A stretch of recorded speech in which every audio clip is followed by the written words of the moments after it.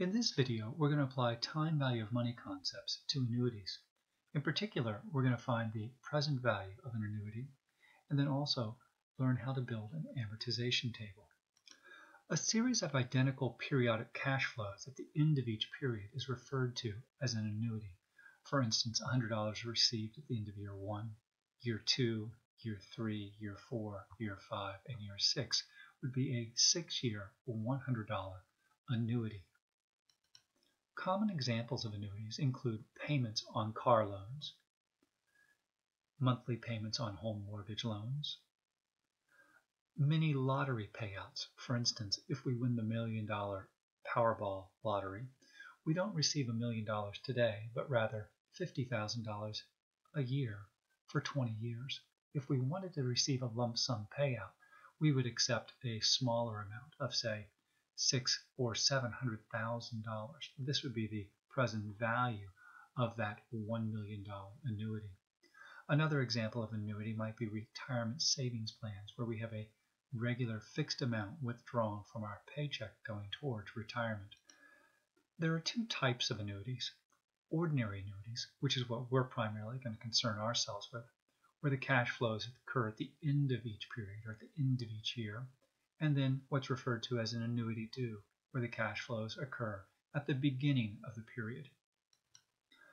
Common applications of the present value of an annuity include amortized automobile and home mortgage loans, valuing bonds, where the annual or semi-annual coupon payment on the bond is an annuity cash flow, and then also in capital budgeting decisions, where we have a project that might generate a fixed annual operating cash flow. We're going to consider three ways to calculate the present value of an annuity. One would be with a mathematical formula. Two, we're going to look at how we would find the present value using a financial calculator.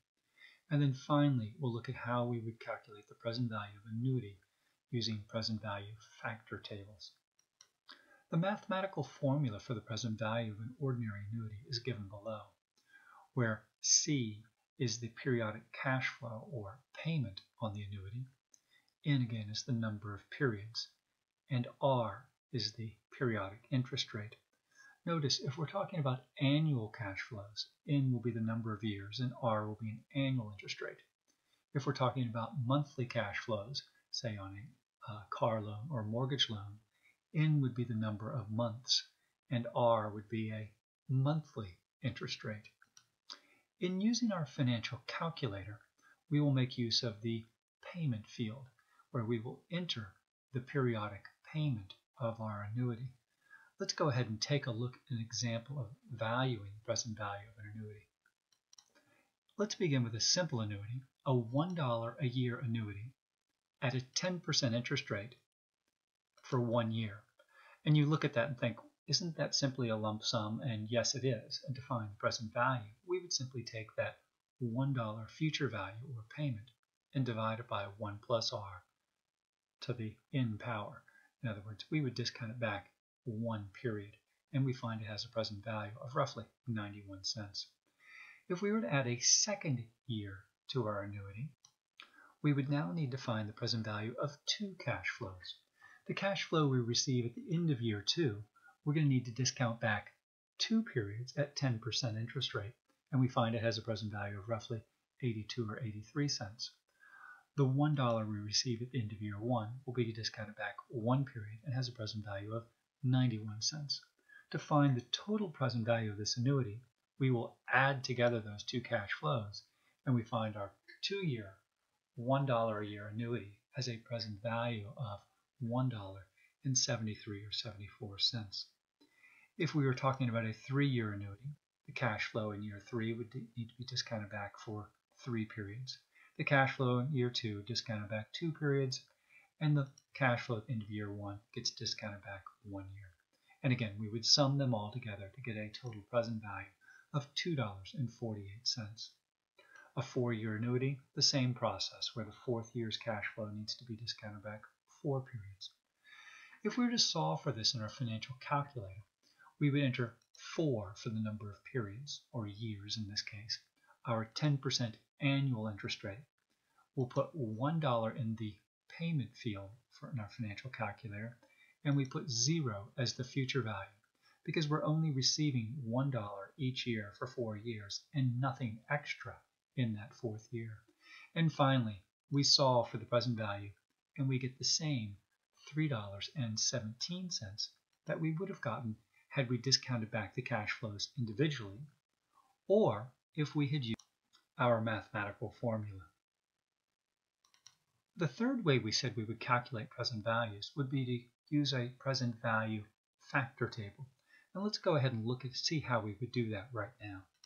When we have an annual payment of $1, in essence what we calculate is a present value interest factor for an annuity. In this case, it would be $3.17. In other words, every dollar that we're promised over the next 4 years, if there's a 10% interest rate, has a present value of $3.17. Let's go ahead and look and confirm that factor in our present value interest factor for an annuity. But first, let's go ahead and change the decimals on this to increase them slightly. And we can see that the present value interest factor is 3.1699. If we go to our present value annuity interest factor, we can go over to the 10% column and highlight that column. And we can come down to year 4 and highlight that row. And we can see the two intersect at a value of 3.1699. And recall, this was the same value we calculated using our financial calculator or by summing the individual present values. This 3.1699 is our present value annuity factor for a 4-year 10% annuity. To make use of this factor, we would simply take our payment, which was, let's say, $100, multiply it by this factor, which we said was 3.1699, and we would find the present value of a $100 a year annuity for 4 years is $316.99. Not surprisingly, we would get that same value if we changed the annual payment in our Excel worksheet or our financial calculator to $100. We get that same $316.99. A couple things to observe. The higher our annual cash flow, the greater the present value. Also, the longer the time period, the greater the present value. And as always, as our interest rate goes up, the present value goes down. And of course, the converse is also true. Let's go ahead and see how we might make use of the concept of the present value of an annuity. Let's assume we wanted to buy a car, and we could afford a $300 a month car payment, and the annual interest rate was 6%, and when we divide that by 12 means we have a monthly interest rate of 0.5%. If we were only willing to make this $300 payment for 1 month, how much would we be able to borrow? Well, that would simply be the present value of that $300 discounted back 1 month at 0.5%. Someone would be willing to lend us $298. If we were willing to make this payment for 2 months, we could borrow more money. In fact, someone would lend us $595. If we were willing to make this payment for 3 months straight, someone would be willing to lend us $891. And again, that's simply the present value of the future cash flows or payments that we're making. If we wanted to borrow money and willing to make 12 monthly payments on our car loan, we could borrow a total of $3,485. Now, admittedly, most car loans are longer than that because of space limitations on our spreadsheet here. Let's consider what an amortization table would look like if we had a 12-month car loan and a $300 payment. Our amortization table basically tells us how that $300 a month payment will be broken down between principal and interest. Recall, we said that if we were willing to make a $300 a month payment for 12 months at a 6% annual interest rate or 0.5% per month, someone would be willing to lend us $3,485. This was the present value of that $300 a month annuity at a 0.5% per month interest rate. So let's go ahead and see how our payments would be broken down. Again, the first month we're going to make a payment of $300, but we will find we owe $17.43 in interest.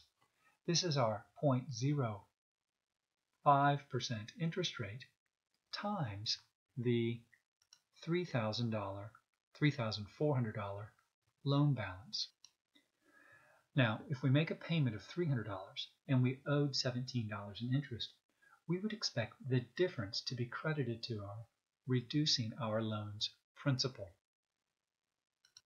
So our principal would be reduced by $282, bringing our loan balance down to $3,203.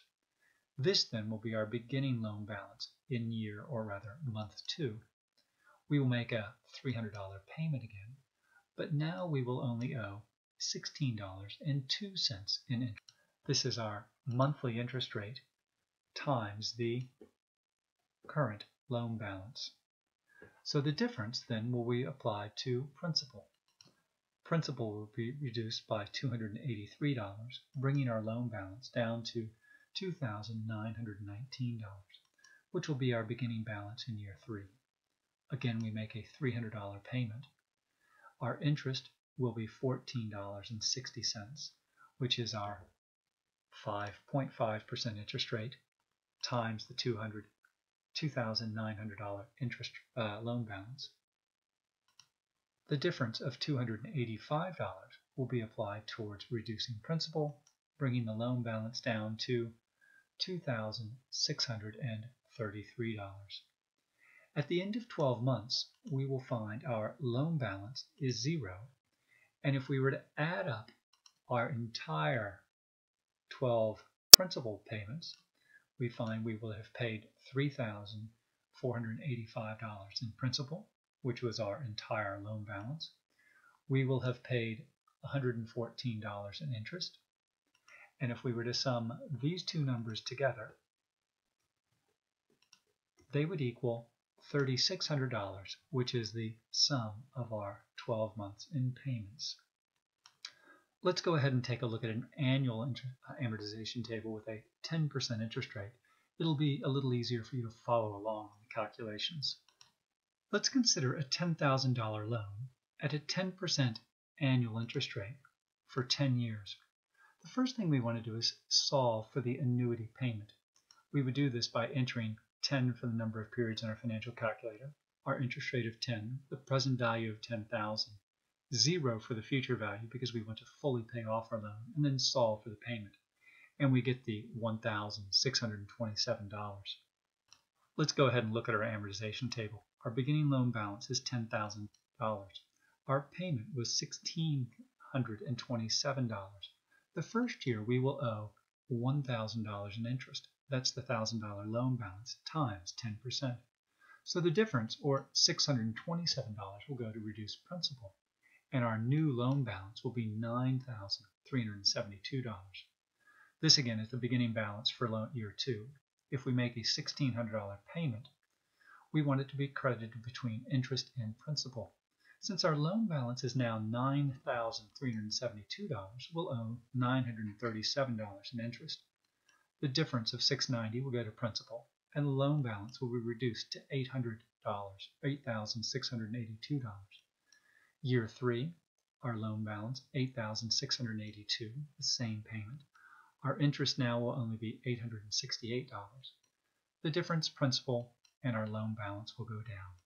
At the end of 10 years, we will have fully repaid our loan. Notice the ending balance of 0. If we were to sum the total principal payments over the 10-year period, we'd find we'd made principal payments of $10,000, interest payments of $6,274, for our total in payments of 10 payments times 1,627 gives us our $16,000. And that's the basic of our amortization table. And again, we can use our present value of annuity for amortized home and auto loans, valuing bonds, and capital budgeting decisions. And we can calculate the present values with mathematical formulas, our financial calculator, or factor tables.